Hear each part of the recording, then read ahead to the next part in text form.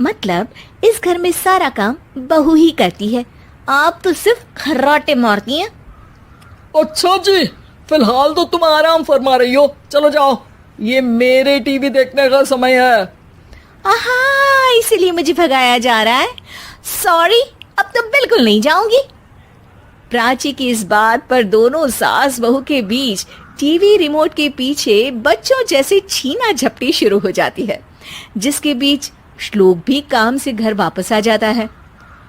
हाँ, आज मेरी चूहे बिल्ली की जोड़ी किस बात पर झगड़ रही है? अरे तेरे बीवी मुझे टीवी ही नहीं देखने दे रही। अरे तुम्हारी मम्मी मुझे खाना बनाने के लिए फोर्स कर रही है। अरे वाह, ऐसे बेतुके रीजन पर तो बच्चे भी झगड़ा नहीं करते। अरे मुझे कुछ मत बोल, सब इसने ही शुरू किया है। हाँ हाँ, जैसे आप तो बहुत दूध की धूली है ना। अरे बस, दोनों चुप।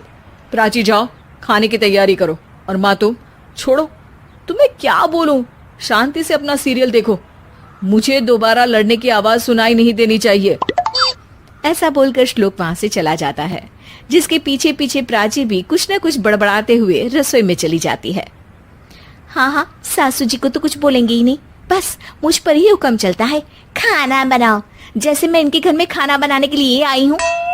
इसी तरह शाम बीतती है और रात को श्लोक और प्राची की सास खाना खाकर सोने चले जाते हैं, लेकिन प्राची गुस्से में कुछ खाए बिना काम में ही लगी रहती है। इस घर में किसी को घंटा फिक्र नहीं पड़ता, मैं खाऊं या भूखी रहूं।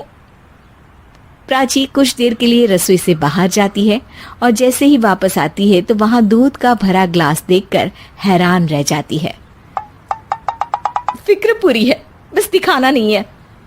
प्राची दूध पीकर सोने चली जाती है और अगली सुबह एक बार फिर सास बहू का कार्टून नेटवर्क स्टार्ट हो जाता है। ये तुमने ही किया है। अरे अजीब जबरदस्ती है, मैं बोल रही हूँ मैंने कुछ नहीं किया। दोनों ने मिलकर पूरे घर को पागल खाना बनाया हुआ है। यहाँ कोई नॉर्मल इंसान तो रह ही नहीं सकता, इसीलिए अब पड़ोसी क्या रिश्तेदार भी घर आने से कतराते हैं। और सुन बेटे, तू भी चंगा, तेरी माँ भी चंगी, तेरी बीवी भी चंगी, रिश्तेदार।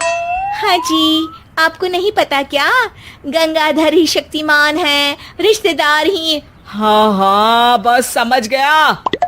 कभी जानवरों जैसे लड़ेंगी तो कभी जुगलबंदी करेंगी। भाई मैं आप दोनों के बीच में नहीं फंसना चाहता। सास बहू की इस मन मौजी जोड़ी से परेशान होकर श्लोक अपना सिर खुजलाता वहां से चला जाता है। चलो अब मैं भी कीर्तन में जा रही हूँ। इस पर जैसे ही सास कमरे में अपना पर्स लेने जाती है तो वहां नाश्ते की प्लेट रखी देख मुस्कुराने लगती है और नाश्ता करके घर से बाहर निकलते हुए कुछ पैसे टेबल पर रख जाती है, जिसके कुछ देर बाद सिलेंडर वाला घर आता है। ओ मुरी मैया, मैं सिलेंडर के बारे में तो बिल्कुल भूल ही गई थी। घर खर्च के सारे पैसे भी मम्मी के पास है और श्लोक से बोला तो उल्टा 4 बात सुनाएंगे। प्राची ये सोच ही रही होती है कि अचानक उसका चेहरा चमक उठता है और वो घर में आकर इधर उधर देखने लगती है। तभी उसकी नजर टेबल पर रखे पैसों पर पड़ती है, जिन्हें वो सिलेंडर वाले को दे देती है। ये सब श्लोक देख लेता है। अच्छा बेटे, इतना बड़ा घोटाला, सबके सामने मैं तेरी दुश्मन और पीठ पीछे तेरी मेरी यारी। इस पर श्लोक एक प्लान बनाता है और शाम को सब एक साथ बैठे होने पर बोलने लगता है। माँ, तुम दोनों की बहुत लड़ाई होती है, इसलिए मैं सोच रहा हूँ कि प्राची को उसके घर छोड़ाऊं, इससे वो भी खुश रहेगी और तुम भी।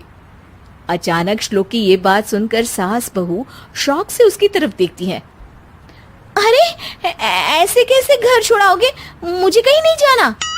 अरे तुमने बोला नहीं पर मैंने सुन लिया, तुम्हें मम्मी के साथ रहना अच्छा नहीं लगता, मुझे पता है।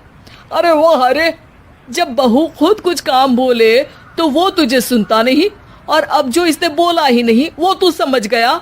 जब उसे नहीं जाना तो फिर जबरदस्ती क्यों कर रहा है? अच्छा, फिर आपको मौसी के घर छोड़ाता हूँ। बस अब आप दोनों एक घर में एक छत के नीचे नहीं रह सकती। मैं इस टॉम एंड जेरी की जोड़ी को और नहीं झेल सकता। है? ऐसे कैसे नहीं रह सकते? तुम्हें इतनी दिक्कत है तो तुम्हारा बोरिया बिस्तर पैक कर देती हूँ, लेकिन मम्मी जी कहीं नहीं जाएंगी। बिल्कुल यही सुनना था मुझे। अगर दोनों में इतना ही प्यार है फिर हर वक्त ये लड़ाई का नाटक क्यों करती हो? देखा मैंने कैसे माँ किचन में दूध रखती है और तुम उनके लिए कमरे में नाश्ता रखती हो, और कैसे वो पहले ही तुम्हारी दिक्कत समझकर घर में पैसे रखकर बाहर जाती है। अरे भाई, इतना ड्रामा तो डेली सोप में भी नहीं होता जितना तुम दोनों ने इस घर में फैलाया हुआ है। तू हमें टॉम एंड जेरी बोलता है ना, तो याद कर वो दोनों भी एक दूसरे को बाहर वालों की बुरी नजर से बचाने के लिए हमेशा सबके सामने लड़ते थे, लेकिन अकेले में दिक्कत के समय मदद भी तो करते थे। बस हमारा रिश्ता भी कुछ ऐसा ही है। और वैसे भी अगर सास बहू में तू मैं नहीं होती तो दुनिया वालों को कहानियां कैसे मिलेंगी?